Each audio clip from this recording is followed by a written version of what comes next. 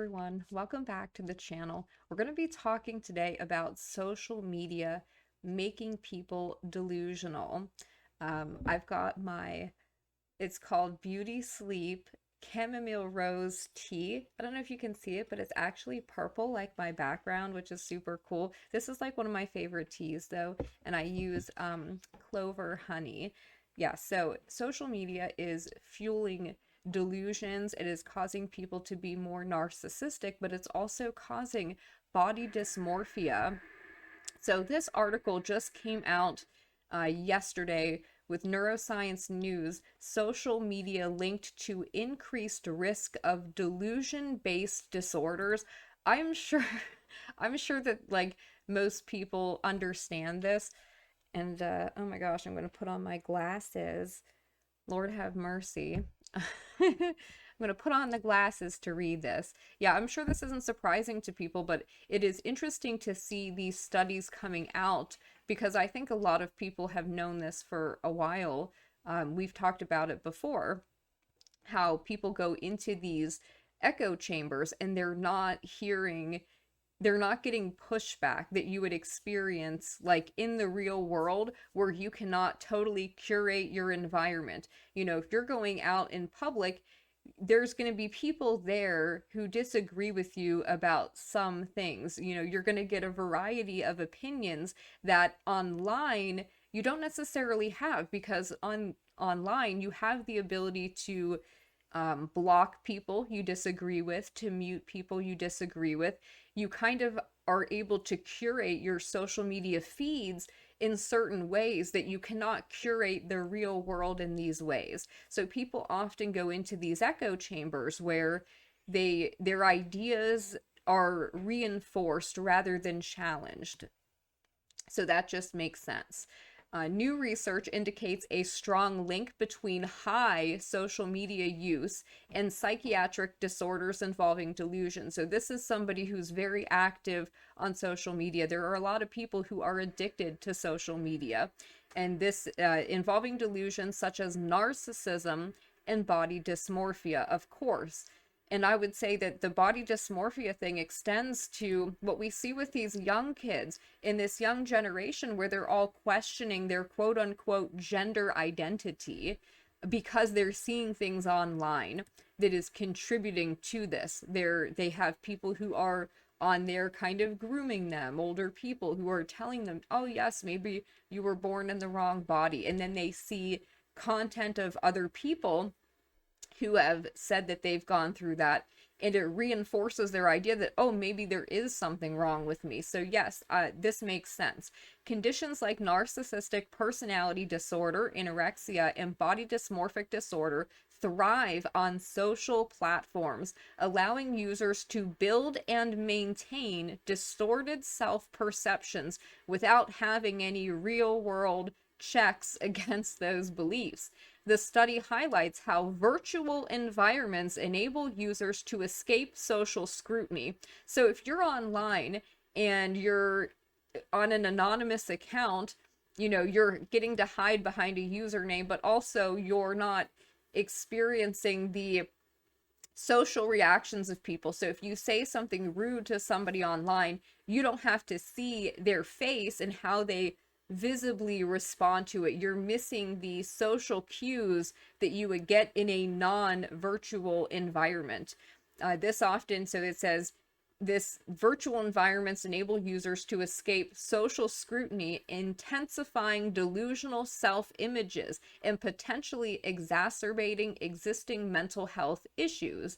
Researchers emphasize social media is not inherently harmful, but immersive virtual environments coupled with real-life isolation can significantly amplify unhealthy mental states. So a good example of like an immersive virtual environment would be like the metaverse.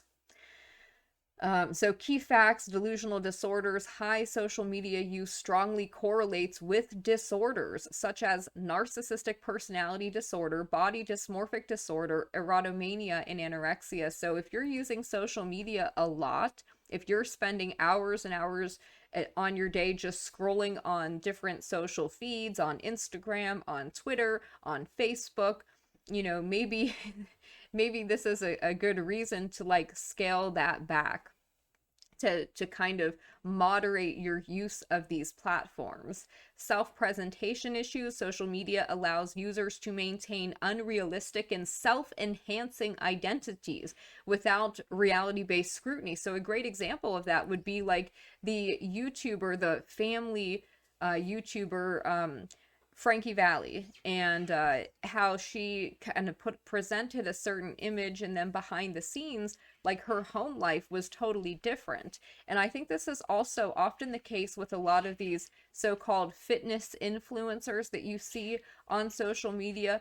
A lot of them have the bodies they have because they have eating disorders, but they pretend it's because they're just going to the gym a lot, and they do these little videos, and you're just seeing a small snippet of it.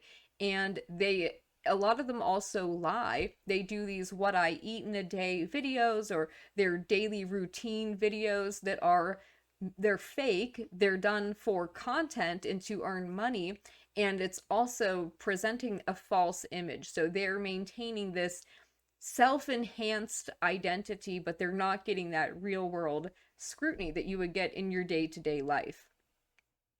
Possible solutions would be emerging immersive technologies like eye contact interfaces. At least with something like that, you'd be able to see how the other person is physically like responding. You can tell if somebody's like uncomfortable, if they're feeling awkward, or if they're interested in what you're saying. Like, you can pick up on a lot more signals.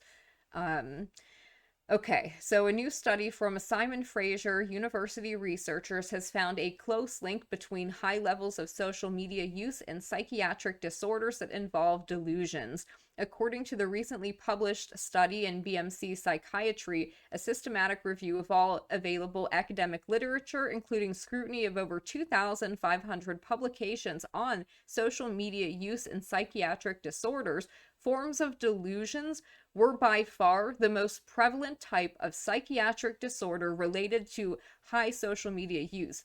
And I have a study up here I brought up that we'll look at also, that suggests that delusions themselves are kind of like a social phenomenon. So I found that interesting. These disorders include narcissistic personality disorder, delusions of superiority, erotomania, delusions that somebody famous loves you, or these are people who believe, like, they'll see a celebrity's social media, and they start thinking that like that celebrity made this post like specifically for them. It's like they're sending them a message, or that the things that they're posting is some kind of code that they're trying to communicate, like, specifically to this person. And it sounds crazy, but there are people who believe that for whatever reason. Body dysmorphic disorder, delusions that you have flaws in your body, or of course anorexia, delusions about the size of your body, where people that are incredibly thin believe themselves to be much bigger than they are. A great example of that would be Eugenia Cooney. Social media is creating conditions where delusions can more easily be generated and sustained due to the presence of platforms and apps that cater to the disorder's causes, plus the absence of effective reality checking, says Bernard Crespi, professor of biological sciences and Canada Research Chair in Evolutionary Genetics and Psychology. This research has important implications for the causes and symptoms of mental illnesses and how social media exacerbates them. So they point out many features of popular apps and platforms sustain and exacerbate mental and physical delusions by enabling self-presentation in self-promoting but inaccurate ways. So that's basically describing like influencers and how they present themselves, how they self-promote, but they're presenting a false reality, a false version of themselves that is highly curated. In many ways, they're using filters, they're doing certain camera angles. Some of these influencers, like, they will do these haul videos where they buy a bunch of stuff, and then they unbox it or whatever, and then they show off like what they've bought, many of them will return that stuff. They buy it just specifically to create a video, to make content of it, and then they return it. But people watching that think that it must be how other people live, that they have this kind of money to waste, and it fuels vapid consumerism. You have people buying all of these containers and all these different products and things that they don't really need because they see this stuff in videos. And so it's just toxic all around.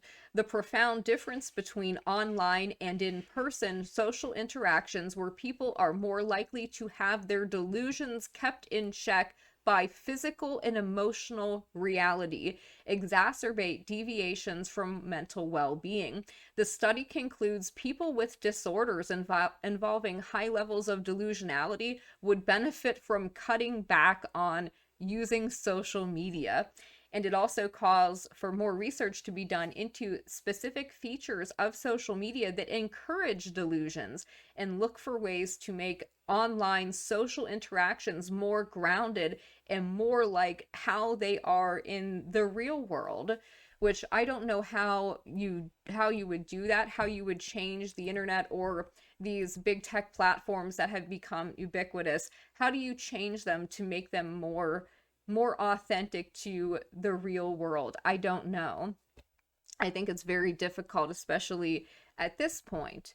This is the study that was being referenced. It's called I Tweet, Therefore I Am, a systematic review on social media use and disorders of the social brain. This was published just last month in February. So the abstract says, with rapid technological advances, social media has become an everyday form of human social interactions. This is true. A lot of people work from home at this point. A lot of people primarily are working online, and social media is a huge part of that now, especially when people are becoming like their own brand, people becoming influencers. They may spend the majority of their time online, having online social interactions, but not having real life ones, or having less real life interactions and more virtual ones. For the first time in evolutionary history, and this is kind of like a big deal, people can now interact in virtual spaces where temporal, spatial, and embodied cues are decoupled from one another. So in a virtual space, you're not even interacting with physical reality, unless, I mean, you are to the extent that you're sitting at a desk, maybe scrolling on your phone, but you're not like going outside, you're not walking, you're not hearing sounds, seeing other animals. You're missing part of what you get from the real world and real interactions, and you're also not able to pick up on social cues from observing the body language of the other person that you are interacting with. What implications do these recent changes have for sociocognitive phenotypes and mental disorders? We have conducted a systematic review on the relationship between social media use and mental disorders involving the social brain. The main findings indicate evidence of increased social media usage in individuals with psychotic spectrum phenotypes, and especially among individuals with disorders characterized by alterations in the basic self, most notably narcissism, body dysmorphism, and eating disorders, all of these things being heavily exacerbated by social media. These findings can be understood in the context of a new conceptual model, referred to here as delusion amplification by social media. This describes I'm sorry, but like, this describes what so many people are suffering from, at least to a mild degree. Maybe not quite to the degree that this article is talking about, people who have that high social media use that are prone to being delusional, maybe are more isolated in the real world. But everybody to a degree who is using these platforms has a little bit of that.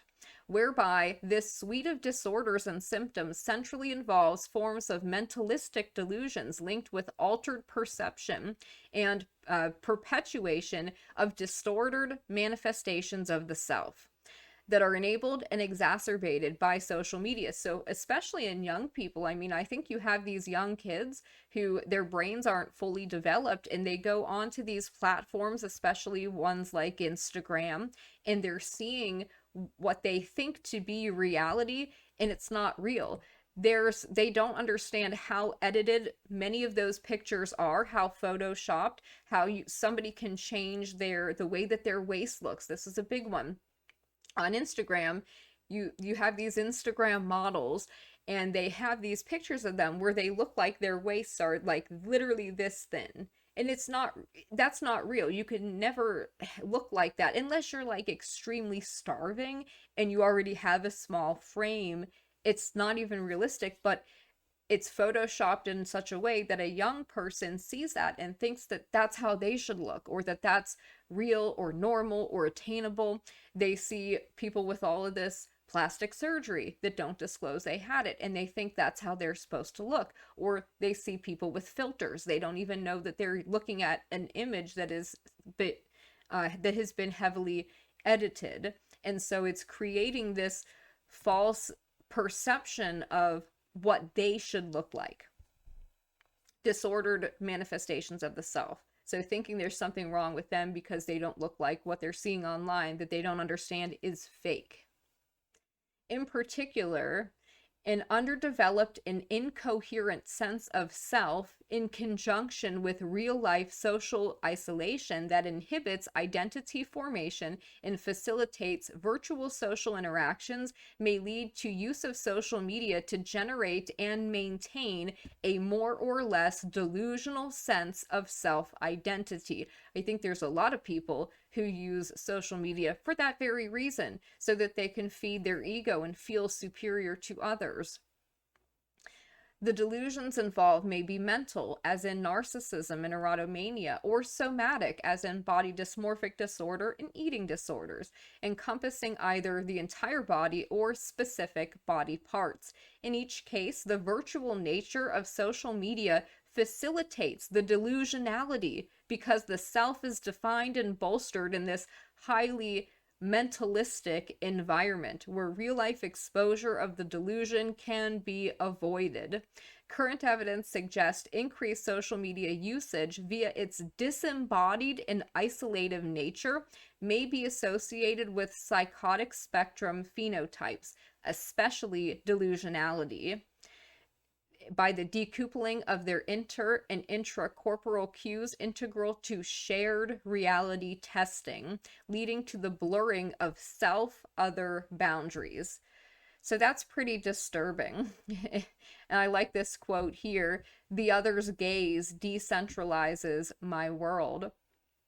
Yes, it certainly seems like that is true for a lot of people. Since the advent of social media platforms, more and more human social interactions are moving online. Over 2 billion people are active social media users worldwide, with more than 3.5 billion people having access to a mobile device. In 2020, 94% of Canadian adults reported having at least one account on a social media platform. Social media is also increasingly integrated into people's social lives. For example, 97% of teenagers in the United States use the internet daily. To date, approximately 80 to 69% of adults in the United States use YouTube and Facebook, respectively. So people are online all the time. Social media sites have become extremely popular apps within which people interact socially. Regular social media users report using Facebook as a place to interact and socialize, where they have more contact with people via social media than face-to-face. And they say social media gives them a social life. Right. As technology advances, more and more human interactions involve virtual means such as instant messaging, video live streaming, video calls, status updates, virtual social networks merging with news feeds, friend and follower requests? What are the psychological and psychiatric implications of the novel environments that social media usage creates? How does psychological makeup influence social media use? And how is social media use associated with risks and forms of psychological disorders? Despite the popularity of social media, the relationship of psychological phenotypes with patterns of usage remain understudied and little understood. Virtualization of social interactions is expected to affect human social behaviors in a suite of domains, including but not limited to the construction of your identity, who you think you are as a person, what beliefs you hold, what values you share with other people. The sharing of mental spaces, joint attention, eye contact, social interaction dynamics, relationships, and monitoring of social status.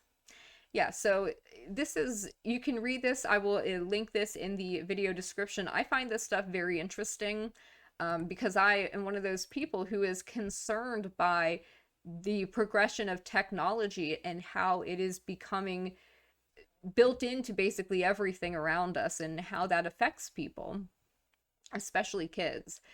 We have here, social media reinforces delusions. It is making schizophrenia harder to treat because somebody who might be suffering from that can go online and they can find a group of people who will reinforce basically their worst ideas and fuel their paranoia, their isolation, etc. So this is from February of 2024. I'll link that in the video description as well.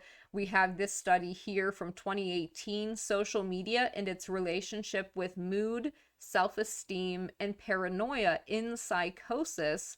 An evidence base is emerging indicating detrimental and, of course, beneficial effects of social media. Little is known about the impact of social media use on people who experience psychosis. So the results, social media use predicted low mood. So you're using these social media platforms and you think that you're getting like a boost from them because they give you like dopamine hits. When somebody likes one of your posts, you get a little bit of a hit. When a post goes viral, it's kind of like a drug in a very similar way to gambling. So you're using them thinking that it makes you happy when really it's making you depressed. It did not predict self-esteem and paranoia.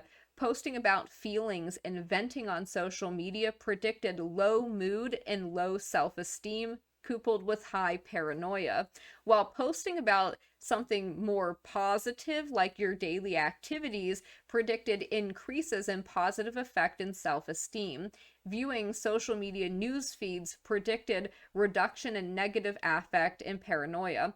Perceptions of low social rank when using social media predicted low mood, low self-esteem, and high paranoia. So you have these kids, right?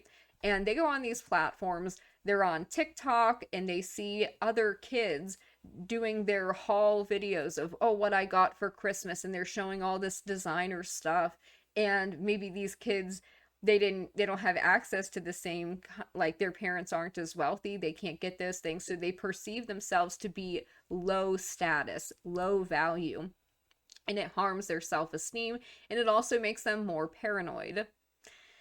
So I think that that's sad. The impact of social media use did not differ between participants with and without psychosis, although experiencing psychosis moderated the relationship between venting and negative affect. Social media use frequency was lower in people with psychosis. Findings show the potential detrimental impact of social media use for people with and without psychosis. Absolutely.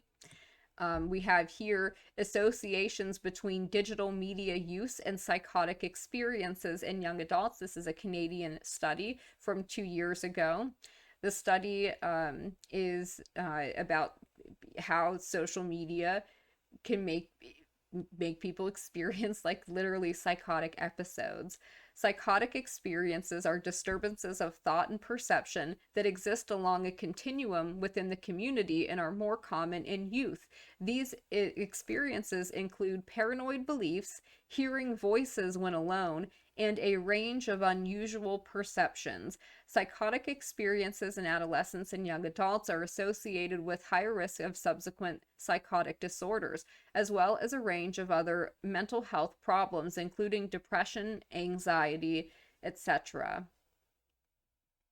And of course, using the internet makes that worse. Social media intensifies delusional disorder from November of last year. Delusional ideation is associated with social imagery, felt presence, feeling seen. A lot of people are using social media so they can feel seen because maybe they're more isolated at home, but this, of course, can fuel delusion. Social anxiety, empathy, and loneliness. This is from just February of last year. Delusional ideation is sensitive to alterations in social functioning. A propensity towards social imagery may share some mechanisms with delusional ideation. Felt presence, social anxiety, and loneliness are associated with delusional ideation. Both delusions and experiences of felt presence are common in healthy individuals. So, a great example of this is the pandemic, when you had these people who were freaking out, that were staying in their home and social distancing and making videos about, their routine for masking and like all this crazy total delusional behavior, and it was being reinforced by other people who were also being equally delusional.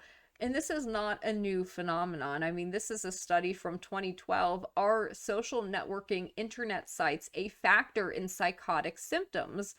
Internet communication is exploding, and so is the possibility of a related psychopathology called internet addiction. Now, a researcher says a review of several case studies from his own practice shows a direct connection between psychotic episodes and participation in certain online social networking sites. In his study, the researcher presented 3 in-depth case studies linking psychotic episodes to internet communications. That's crazy.